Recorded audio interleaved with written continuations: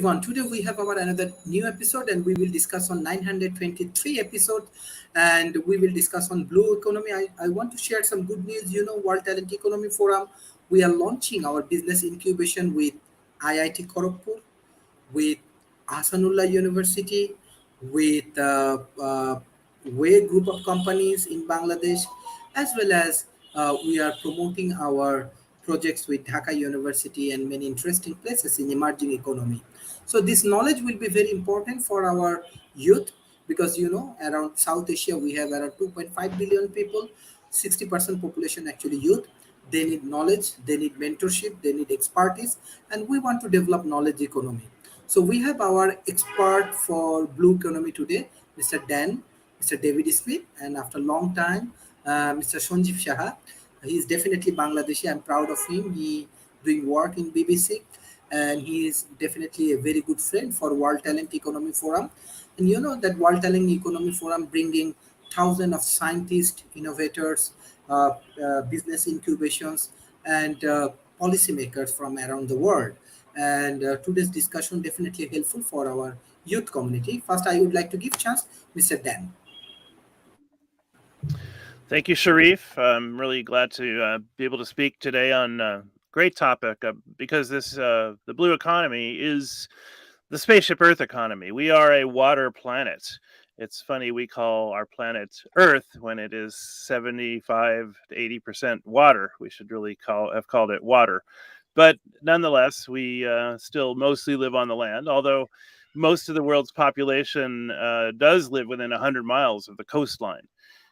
So it's going to be the frontier, I think, for not only fixing the biosphere, but also for becoming a solar system-wide species, such as Elon Musk is trying to do by reversing the uncontrolled fossil fuel experiment and by making his patents open source.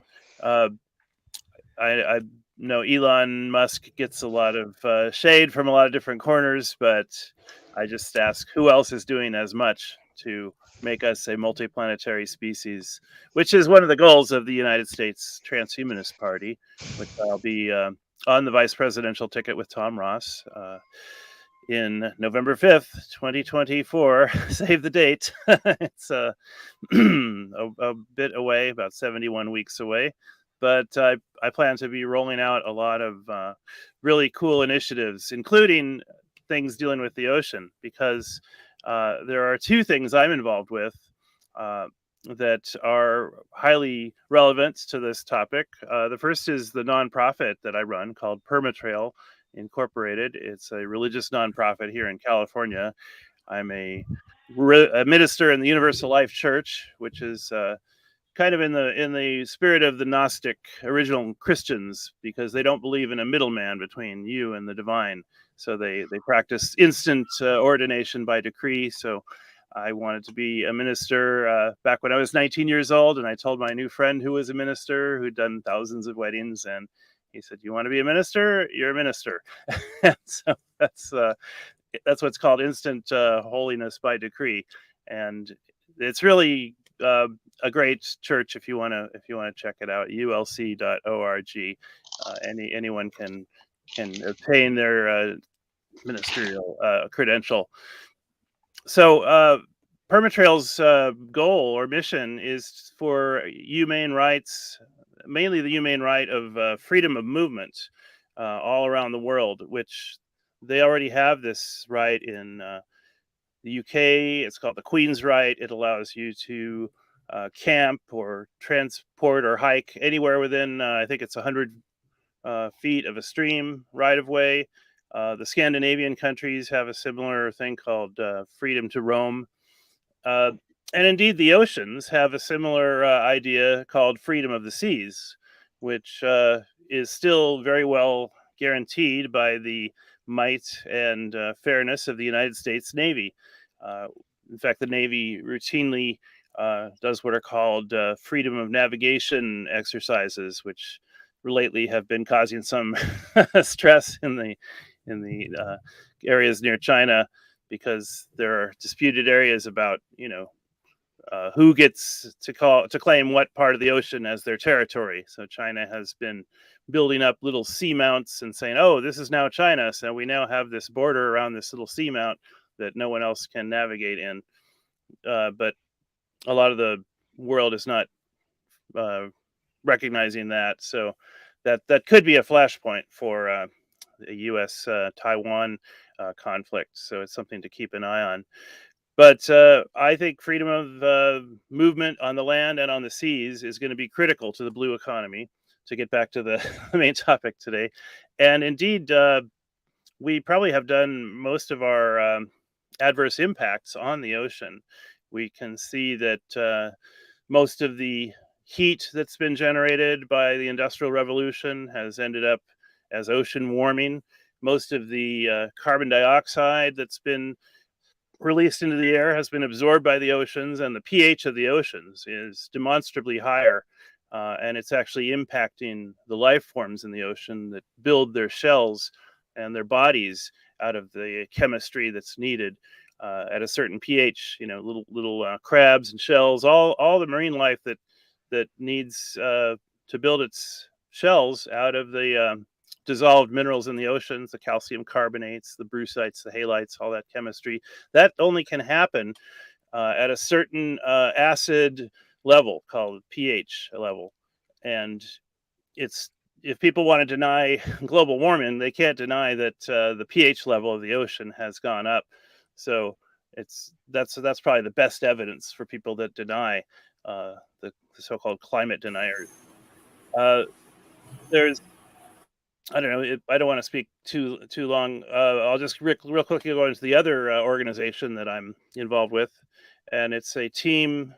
Speaking of the global warming, climate, carbon problem, this is an X Prize team, which Peter Diamandis and the X Prize Foundation, Elon Musk are sponsoring a pretty sizable prize for a team that can solve the carbon removal problem or the carbon sequestration problem. And our team, called Tuvalu-51.org, is helping to do this with a seastead at the equator, approximately 30 kilometers wide, and banding the equator, where we would grow kelp and fast-growing crops like cannabis, papyrus, and make products out of them. And also, we would, in the process of doing this, be able to offer sanctuary to the hundreds of millions of refugees that are displaced right now in the world. So really, the key to making this happen is low-cost marinas built of bobbing duck wave generator units. There's a design, it looks kind of like a duck's head, and as the waves come by, the beak of the duck moves up and down, and the back part is hooked to a shaft, which harvests all this mechanical wave energy. And that basically is a renewable energy source. And it also creates still water behind it. So basically, these lines of bobbing ducks can be in V's and point into the prevailing wave motion. And then behind it, you've got a floating breakwater, essentially. So now you've got a friendlier place to do ocean habitation. So I think if people don't want to live permanently in the oceans, they can look at the Airbnb model where you use it as a vacation getaway. In fact, people already live, some permanently, on cruise ships that are constantly plying the world's oceans. So that's a big part of the blue economy. So those are a couple of my opening thoughts about Tuvalu and Permatrail. And the U.S. Transhumanist Party is a global party. Anyone can join. You just have to say that you support science and evidence-based means of solving problems over political trench warfare. I'm probably mangling the statement, but anyway, I hope to see you on the ballot in November or at the ocean Yeah. Soon at the equator. Thank you, Mr. Dan, for your excellent analysis. And the Transhumanist Party or member, they can join in World Talent Economy Forum. Through World Talent Economy Forum, they can solve real life problem of emerging economy. That will be interesting project for everyone. Mr. David Smith, what's your view about blue economy? And I have more questions to Sanjeev Shah after Mr. David Smith. Mr. David Smith. Well, Dr. Shree, thank you. And Daniel, thank you for that. I think the other interesting statistic is we know more about the surface of the moon than we know about the surface of at the bottom surface of the ocean. So it is a very interesting resource when you look at it from those perspectives. Just to kind of get into the whole area of this one. As you said, in many ways, the planet Earth could have been called Planet Ocean. Uh, as you said, the oceans are, in fact, our largest life support system. About 70% of the planet's surface is covered by water. And the vast majority of this is the oceans themselves. Uh, and oceans play such a critical role in so many things. They govern the world's weather, for example. They help us look at how we look at the bromines, the flow of warm, salty water, and also in the upper part of the ocean versus the cold in the bottom, and how that turns helps us actually stabilize our life systems here in the atmosphere and makes life available not only in the ocean but on land today. And what's happening is part of that ecosystem is weakening and being broken today, uh, primarily due to the growing emission of greenhouse gases. And and even though we are taking actions of them through the different COPs sponsored by the United Nations and others, and we're getting better, but the forecast is we're still on the overall scheme getting worse before we go into some of the activities get better. Because it has interrupted the energy balance, heating the oceans. It's making them hotter, and it's really weakening their ability to absorb these greenhouse gases. Um, and this also has weakened the ecosystem in the ocean of the nutriments and the food chains and other things, which has uh, really caused a loss of sea life and affecting human life. And that we're seeing that this also is making the water more acidic. And that's going to affect us pretty much globally because the oceans are the largest source of water we have on our planet. And though in reality, we look at the oceans and see how vast they are and how deep they are, but they're actually an infinite they are not an infinite resource. Uh, if we begin to look at some of the scientific studies and looking at the other elements, uh, they are really at risk. And the marine ecosystem is already subject to extreme stress from being overexploited, from the greenhouse gas changes, and from pollution that is just really hitting it as well.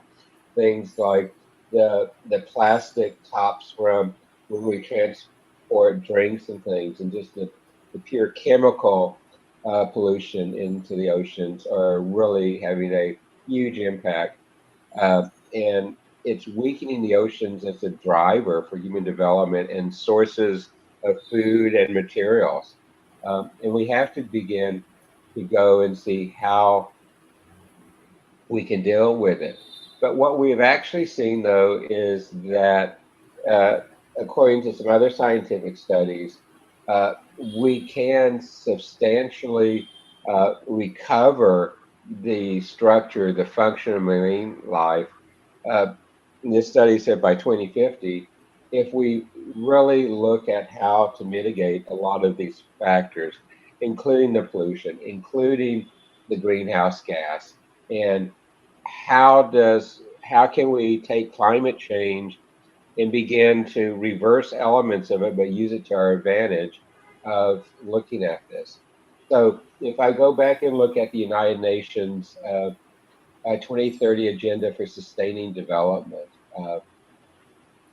under the goal 14, which is live below the water, and it's really is looking at the whole blue ocean concept.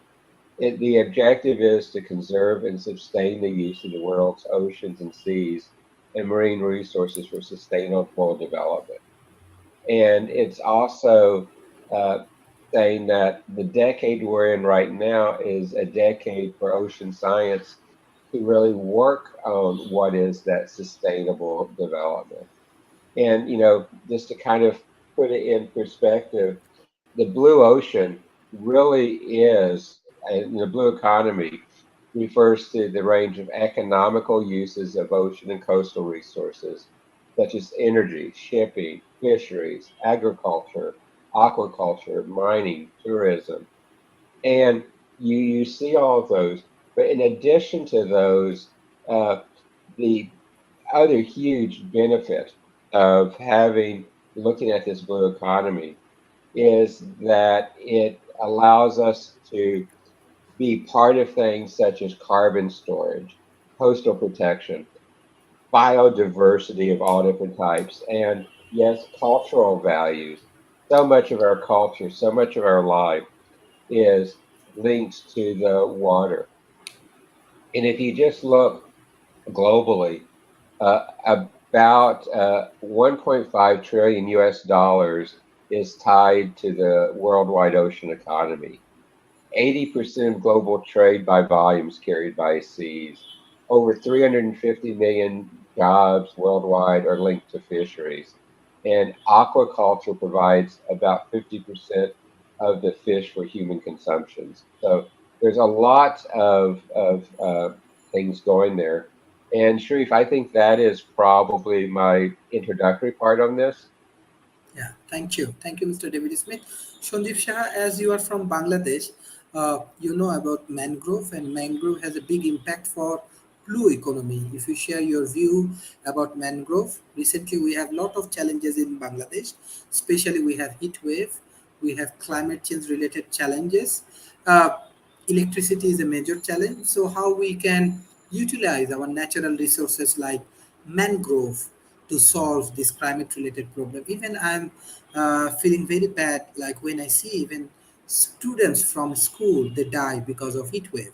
So we have to be very much careful. That's why last 3 years continuously we are discussing about climate change impact.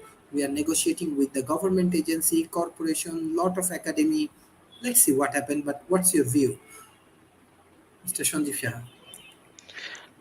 Thank you, Sharif, and thank you very much for inviting me here. It's a pleasure being in this panel with the two other panelists and discussing about the blue economy. And I think particularly the question you asked me about the Bangladesh and the mangrove forest and how to utilize it, I think it is a good thing to discuss about the Bangladesh and how Bangladesh can utilize their natural resources. As we know, we grew up in South Asia. It's very wet. There are a lot of water, and utilizing them for economic purpose and everything is obviously a good strategy. With especially with the growing population, the South Asian population is probably the biggest in the world at this moment, especially India. Overtaking China's position as the most populated country. So in Bangladesh, it is a very young and growing population, very large population, and we need to generate economic activities. Traditionally, we have been using our water bodies for fishing and especially the mangrove forest. It is a great source, and the indigenous communities living in the forest and around the forest, they have been using it through their indigenous ways and techniques, especially collecting stuffs from the forest and also fishing and other things. But I haven't had seen a massive scientific exploratory ideas coming around how to use that mangrove forest more efficiently for the economic purpose. As well as we have a bay, as Bangladesh is a delta, we have sea life as well, a lot of marine territory. We haven't been able to, Bangladesh government have no Bangladeshi government haven't been able to use it properly, I think. Yeah. So I think it's a matter of policy at this moment, how they want to utilize it. For the mangrove itself, I think it's a matter to save the mangrove actually, because there is a large coal plant established in that forest, and there has been a large discussion whether that coal plant, how negatively it would impact the forest. By the way, I need to put a disclaimer here. Whatever I say here, that will be all my individual opinion. My employer and anybody or anything associated with that doesn't have any part of it. So anything I say is my individual opinion. The BBC doesn't have to deal with anything with that. So I think the mangrove forest is something that Bangladesh can use more effectively, but it is under threat because the way it's being used, it's we are not using the natural resources, rather than we are kind of destroying it. The population within the mangrove forest has been increasing, and the wildlife population is actually decreasing, which is not something that you want for a forest to do. So this is something, and also building up these coal plants and everything within the mangrove forest or very close to the mangrove forest definitely potentially put a lot of threat. Although there has been a comprehensive risk assessment done, so and the risk assessment shows that the forest would not be impacted, but there are many scientists think that it would impact the forest negatively. The other thing is, apart from the Kaptai hydroelectric project, we haven't seen a lot of effort to use the water bodies, sea water or the big river bodies, use it in properly and in an efficiently for the economic purpose. I think Bangladesh is a agro-based economy, so irrigation is a big project. We haven't had much success in terms of doing negotiation of the water treaty and everything with India. We have been trying to get more water because most of the rivers started in the upstream in India and they are running through the Bangladesh, but we haven't managed to get the fair share of the water. So this is another a policy issue, and the government, I think the current government has been trying a lot for the last 12, 14 years, but there hasn't been much success in that. So Bangladesh probably needs to stop relying on the bilateral relationship with India with the water issues. Probably they need to start a bigger conversation, maybe a regional conversation. India has the similar issues with China and Nepal because some of the water bodies started running through the India has started in China and Nepal. So a regional cooperation actually required, and we probably need to distribute that water share based on the population size rather than the territory on the border. I think Dan already mentioned that the blue economy and the future of it depends quite a lot about how we can get rid of these borders and things like that. So I think if you have a large country and then you have a large population, then you try to utilize all of the water from a certain water body, and then I think spare very little for your neighbors is not a fair thing. So we need to ensure that everybody is getting a fair share according to the population size and everything. So that is another thing, and Bangladesh can utilize that water for dry season irrigation, store water in many ways, and also can create a lot of hydroelectric projects, infrastructural development. However, a lot of infrastructural development is probably not good for the uh, life within in the water actually. So when we build a dam or when we build a big bridge or when we try to create an artificial island in the seabed, so we need to carefully think about that actually, how are they helping the marine lives, and I mean creating a tourism spot within the like the bay or in an island, or creating an artificial island that we can see has been developed, has been become a trend in the Middle East. um, it may not be very helpful with the sea life and marine life. So that is other thing, because in the name of the economy, if we continue to destroy our natural life, we definitely face a consequence that we are facing now. Blue economy is important, and it will be more important because we will be having more sea space due to the global warming. Yeah, the ocean is increasing, and there will be more water. So, but we need to be carefully think about it. How are we driving this economic um, need? How are we utilizing our marine resources and making sure that we are not destroying it, so that which is the core of the blue economy. So every governments and the corporations who are driving this blue economy needs to be thinking carefully and thinking about the climate and nature as well. Thank you. Mr. Sanjeev Shah, as you are researcher and you are working for BBC, so creating awareness is a major issue, definitely. When you are in Bangladesh, you are taking a lot of initiative with your BBC projects, and that was very interesting, especially for university students. Now, this kind of awareness is most important when we're discussing about blue economy. We are discussing about climate change because we need to create awareness first to the grassroots level people, and we have to engage with them. So, what's your view? How we can improve this area? I mean, thank you very much. Definitely, I am a communication researcher, so I do research to understand how communication can improve people's lives and help them to uptake better behavior and healthier behavior. That in terms of health issues, that it could be a more resilient behavior, picking up an alternative livelihood which is more sustainable and environment friendly, as well as uptaking a better governance attitudes. What I want to say is, obviously media can raise a lot of awareness, but media can do much more than only raising awareness.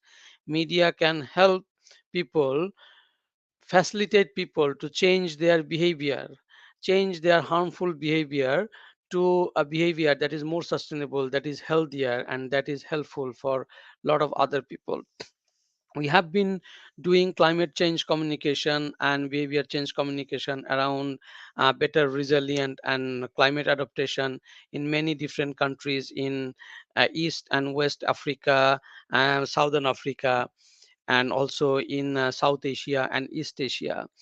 And we can see that the media carefully developed and catered media communication campaign can change a lot of things that people are doing at this moment, because mainly because of they probably not aware about it, they do not have enough knowledge about it, or they don't know how to do it in a different way which could be more sustainable and more appropriate for the environment and for their future.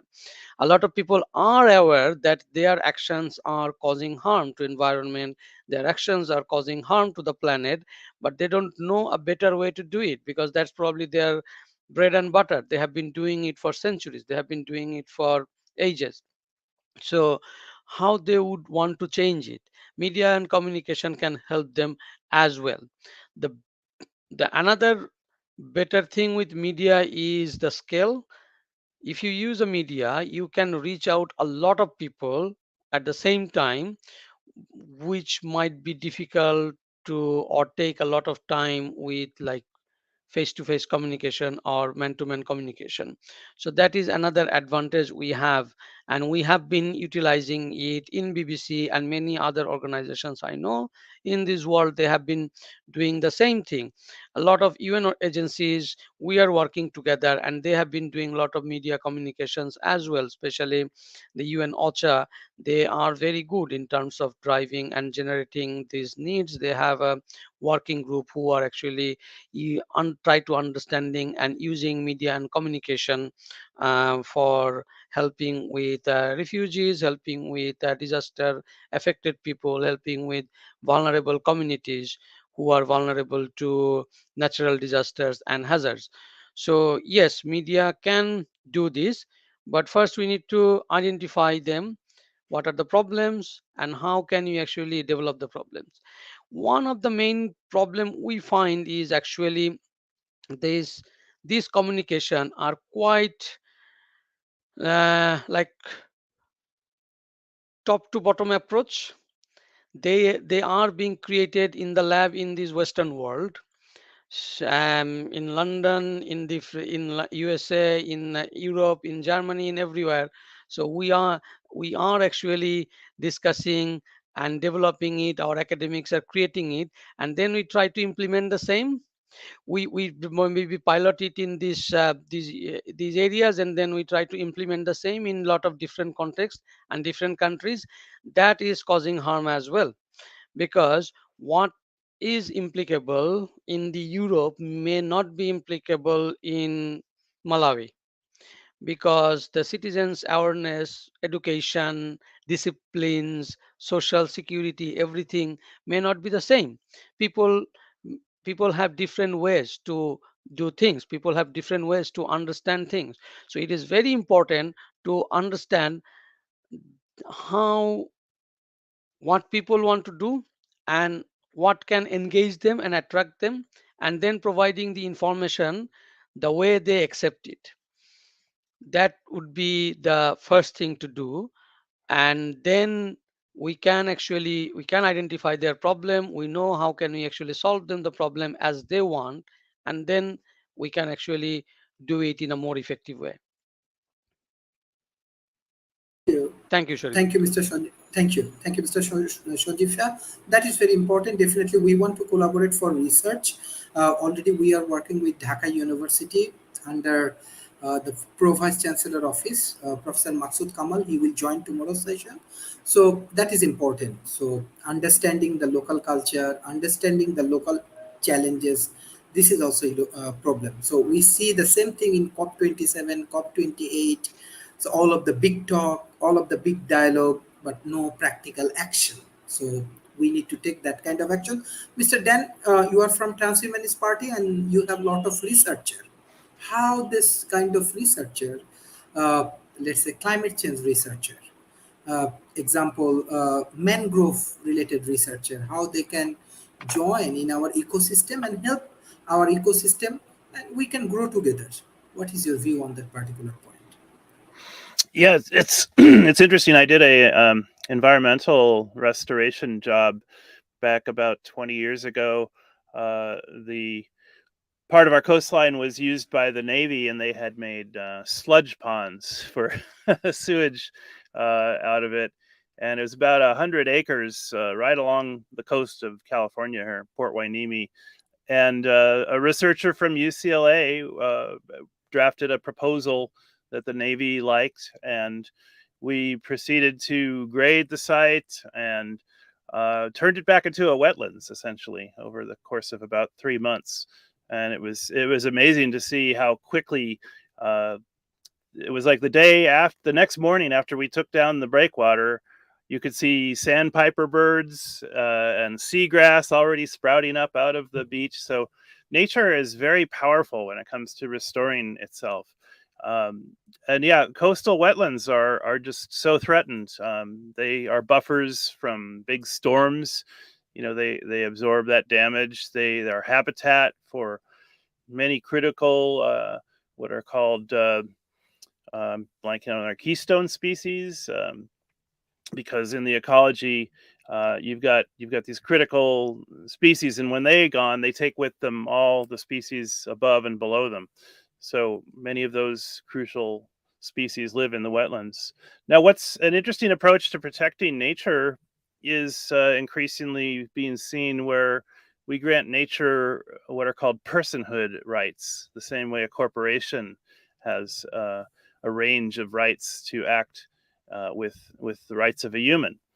Uh, in our current economy, in the extractive capitalist style of economics, a forest that's standing doesn't have any value until it's turned into lumber. So we need to reorient our economy to where nature has value. And I think we don't have to entirely depend on government functions to do this.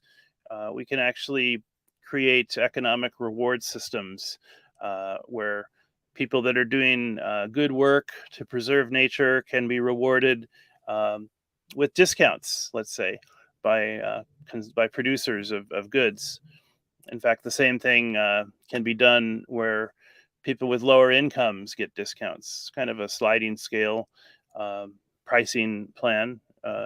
For instance, Amazon Prime, which is normally $12 a month, is only $6 a month if you can show that you're on food stamps or SNAP, Supplemental Nutrition Assistance benefits. They cut you a 50% discount, and that's a good leadership in the economy.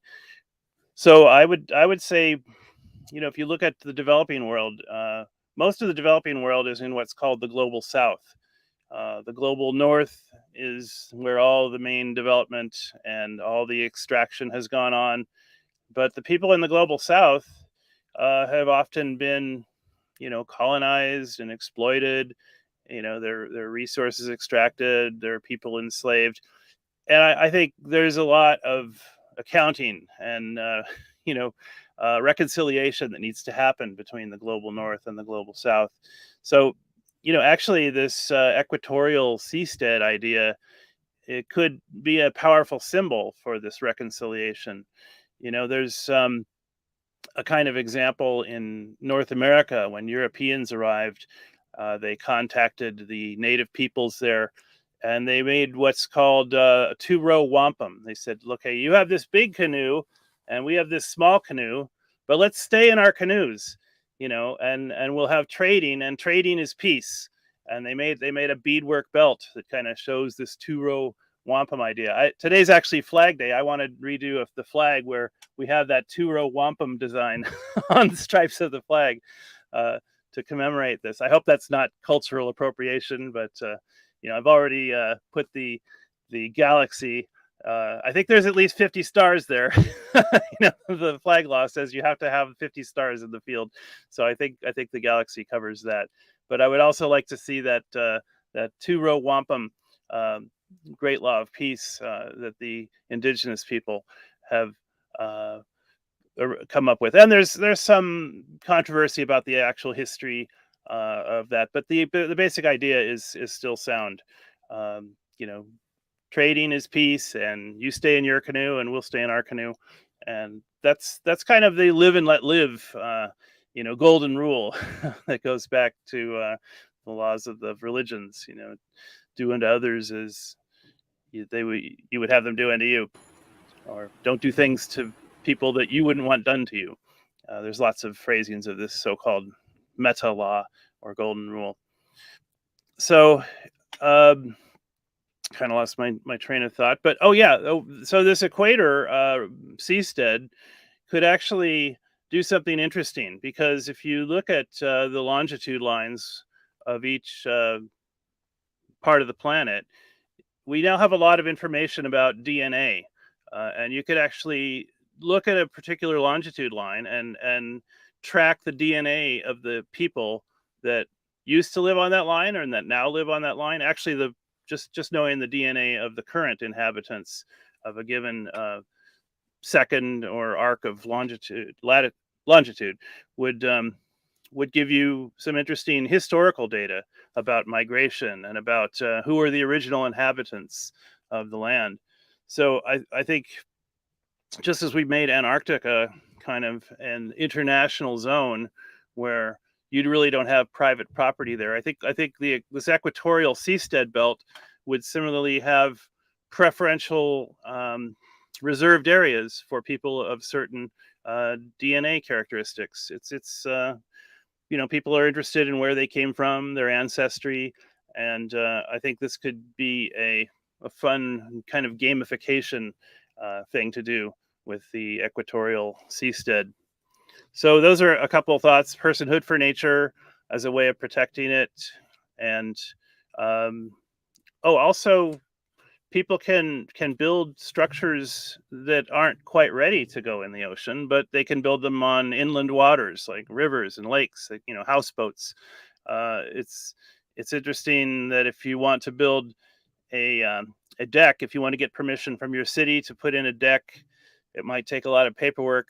But if you want permission to store a houseboat that looks like a deck, it's like, well, you can do that right away. You don't need a permit for that. So, it's a good idea to make the things that we're building on land dual purpose, where they can also be seastead and ocean and river and lake friendly.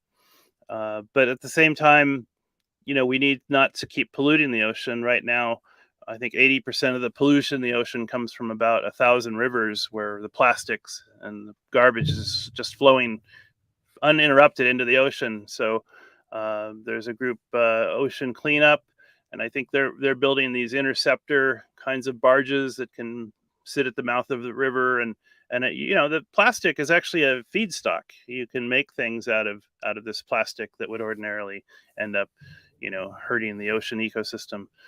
So yeah, all these ideas are worth pursuing and worth making into rewards and gamification systems. So I'm looking forward to including that in my campaign. And thanks for the great topic today. Thank you. Mr. David Smith, like when we working with the climate change department in Bangladesh, in India, we find that most of the peoples, most of the, uh, can you hear me, Mr. David Smith? Okay. So when we working with the climate change department, we find that most of the uh, uh, like people from the department, they are looking for entrepreneurs who can solve this complex problem for this blue economy, for this climate change.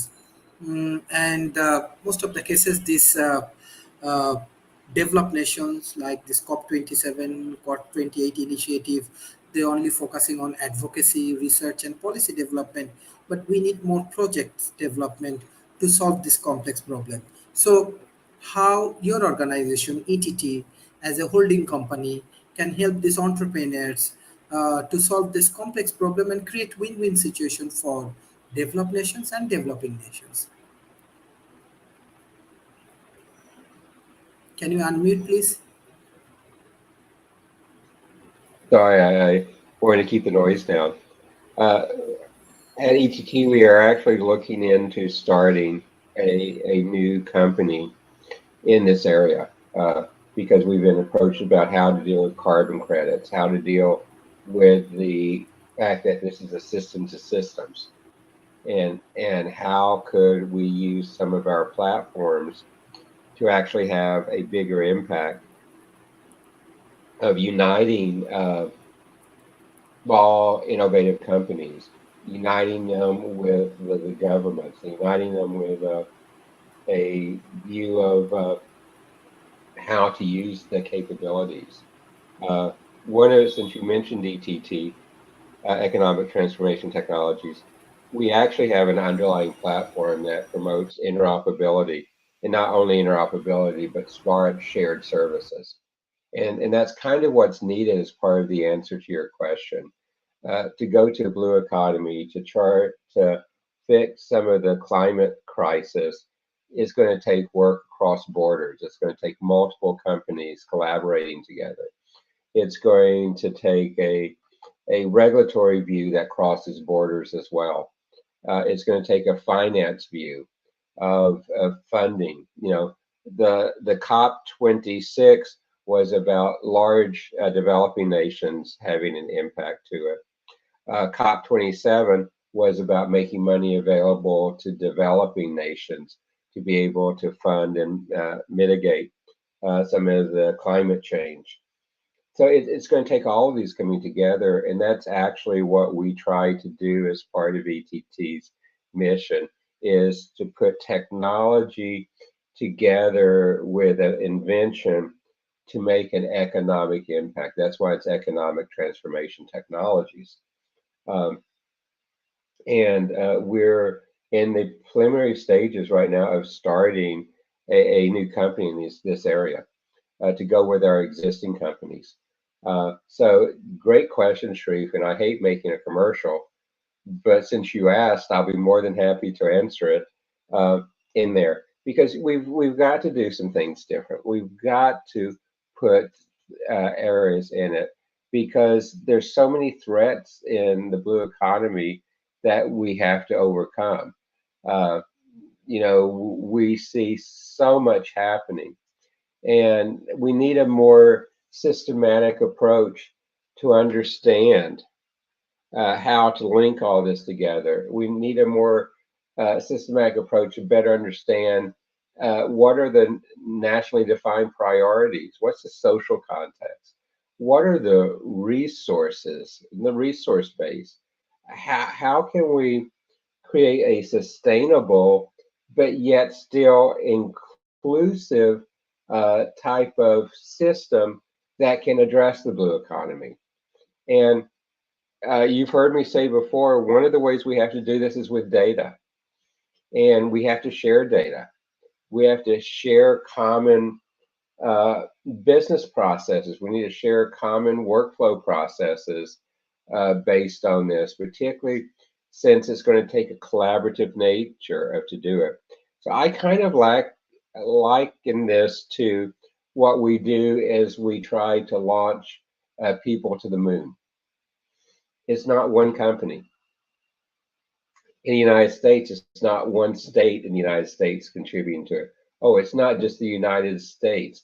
If you look at the countries involved in the air mission to go back to the moon and to go to Mars, it represents almost 100 countries around the world contributing to that grand challenge.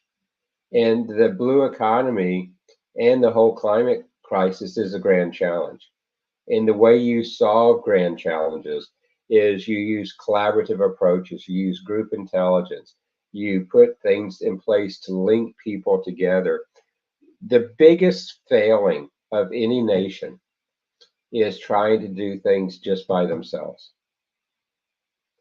And I can show you example after example where that has brought a downfall. The same thing is if I'm in today's startup world in Bangladesh or wherever, I need to think globally from launch. What's one of the first things a startup does is they put up a website.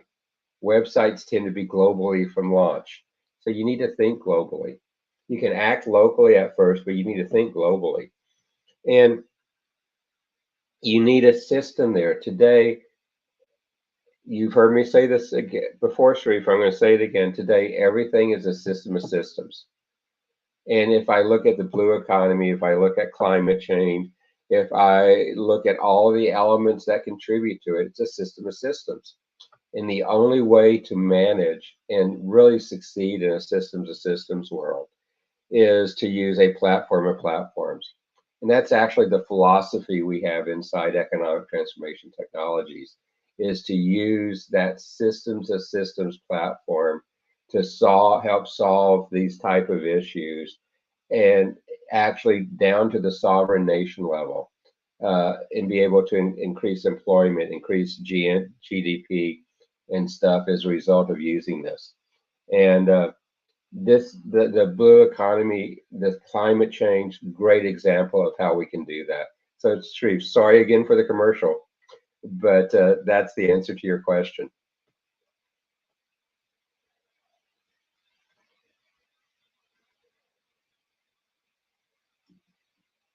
And you're muted. Don't feel bad about the commercial. I kind of gave one too. So, Sharif, you're muted. Yeah. There you go. I'm just thinking if Sharif's frozen. Yeah, sometimes his internet will kind Yeah. of off a little bit during these shows. Why don't you go ahead then? Oh, there he's back. Well, He's I could. intermittently Yeah, Oh, go ahead. he's dropped from the call. Right. Yeah. Then you can go. Yeah. I mean, yeah. Well, the oceans are our next moonshot collaboration, David. I'm so glad It that is. you've got, and I love the name emerging technology tools. What is it again? The ETT. Uh, Economic economic transformation there technologies. we go. Yeah. Well, you know what? That describes the blue ocean frontier, and it's funny. There's a famous business book called Blue Ocean Strategy, and Right. I'm I've read it. Great book. great book. Yeah, and the premise of that is if you're starting an enterprise, don't go into a field where there's already lots of competition. Go into the blue ocean where it's unexplored or undeveloped. That's where the frontier is. And I don't know. Can you sum up that blue ocean strategy better than I than I did, David? Because So it, I think it's going to apply to actually to the blue frontier. well, and it does. And the blue ocean strategy in that one also talks about the currents. And we've talked about how all these currents come together and all the other elements like that. So it applies really well to the discussion we're having, particularly the one that Sharif mentioned of trying to link entrepreneurship and innovation and governments and all areas of the technopolis together. And this is a great example where a technopolis approach can be used to impact tremendous change, and that's what's needed in this particular area. And the faster we can pull the technopolis together to have those impacts, the better the outcome will be. Yeah, and the ocean is a system of systems It that is. we it's probably the biggest one that we have. I mean, you have literal currents there, and That's then right. you have to adapt. Uh, so yeah, in fact, we're mentioning great business books. This one is another really important one. Innovation as That's a good usual. one. Um, got the autographed copy. I was lucky to find recently. So yeah, these all these new business techniques are going to be highly applicable to the new frontier, and the land is pretty much spoken for, but the ocean still has the law of the sea. It has great precedences for freedom of navigation. Something else I like about the law of the sea is if you see a vessel in distress, you are obligated to render aid. I mean, doesn't always happen, but it's a nice idea. Um, maybe that could be expanded to the land. We are all vessels in our own way, and if we see another vessel in distress, we should be that good Samaritan. We should be rendering that aid. So I think we can, as I said, make a game of this as well. Um, people won't do things unless they're fun. So, um, there's a country called Bhutan, and instead of measuring their economy in gross domestic product, they have a gross domestic happiness uh, measurement of the economy. And they do things like they limit the number of tourists that can come in because tourists tend to not always bring happiness with them. So maybe we could take a similar approach to the oceans that Bhutan does have a gross global happiness point system for the oceans. Thank you. Mr. Dev, Shodisha, what's your concluding remarks for today's session? Thank you very much. I mean, there isn't a concluding remark. It is actually a hope that yes, we will be putting right attention to the blue economy.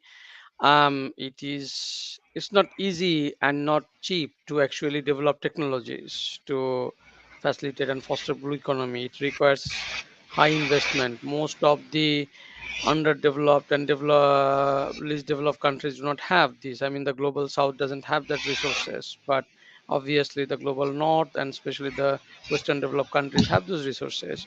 So they need heavy investment, and I'm sure, I hope they will be doing those investment, but keeping the sustainability and the natural resources in mind, using them more strategically and appropriately instead of destroying them, what we have done during the industrial revolution, the cause and harm we have caused to our nature.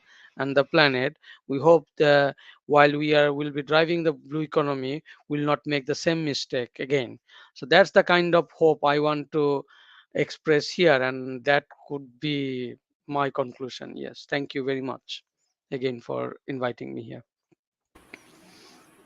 Thank you. Mr. Dan, what's your conclusion on this? Yeah, those are great points, Sanjeev. And I think with AI, we are going to have more power to geographically identify all the past harms and all the future opportunities for remedies. And like I said, I think this can be kind of a worldwide multiplayer game, that makes it a fun process.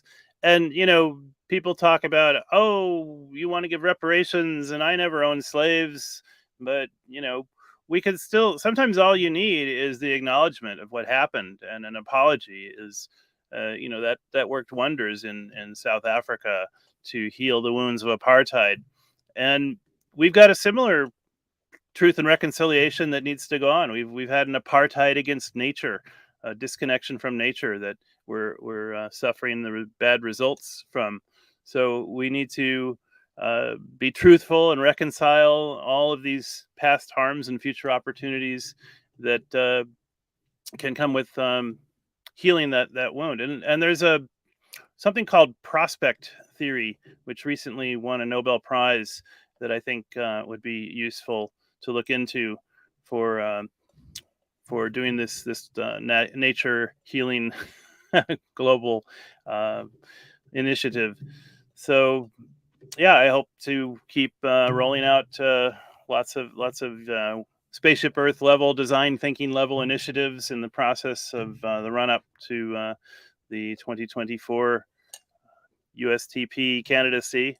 I wish Tom could have hopped on here, but he's pretty busy. He's our presidential candidate for the United States Transhumanist Party. But Sharif, you're doing great work as the foreign ambassador liaison director. I forgot your exact title, but thanks for these shows and for your great work with the USTP. So I'll end it there. Thanks. Yeah, I want to invite all transhumanist entrepreneurs to come to Bangladesh and solve this complex problem and join in our team. Mr. David Smith, what's your concluding remarks for today? Well, Sharif, thank you again. I always enjoy being on your program, and today's topic is a particularly important topic, even though you choose great topics every day. Um, if I begin to go back and look, you know, growing the blue economy and addressing these problems requires us to do a couple of things that we haven't done that we should do. We really haven't assessed the value of what our blue ocean economy is all about. We don't understand uh, it well. It's poorly measured. That type of data will give us a lot more information to go on. And this new data and the data we talked about in my last statement really can help sway decision makers too, and how we can manage and really control this ecosystem. There's just so much that we can do with it, but we have to change. This is said here. We need to create investments in governance, investments in technology, in markets and finance. We need to really create a pipeline that that can help us solve these blue economy problems and put that pipeline in place. And we have to use science and technology and data to understand new governance reforms and to shape management decisions that are necessary for going forward. The blue economy, the infrastructure on it's not well understood. We need to understand it more and put things in place for us to be able to really come to an understanding of using it. And how can we take advantage of things like the last COP program to really have an impact on it? Because ultimately, though, the ocean is our shared responsibility. It's our global shared responsibility. And time will tell whether it turns into a shared failure or it becomes really a fantastic comeback story. And that we need to be part of that story. We need to be shaping it.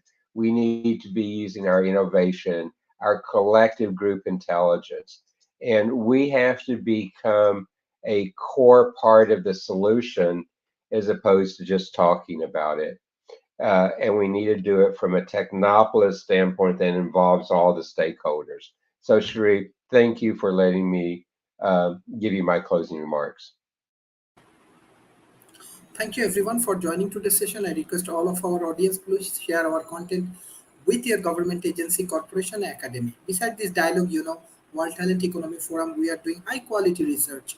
We are publishing many research papers through IGI Global, through MDPI, through Springers. We are organizing industrial research program. Recently, we organized industrial research program in Hasanullah University, the university, politicians, policymakers, corporations, NGO, grassroots level people, developing projects, solving housing problem.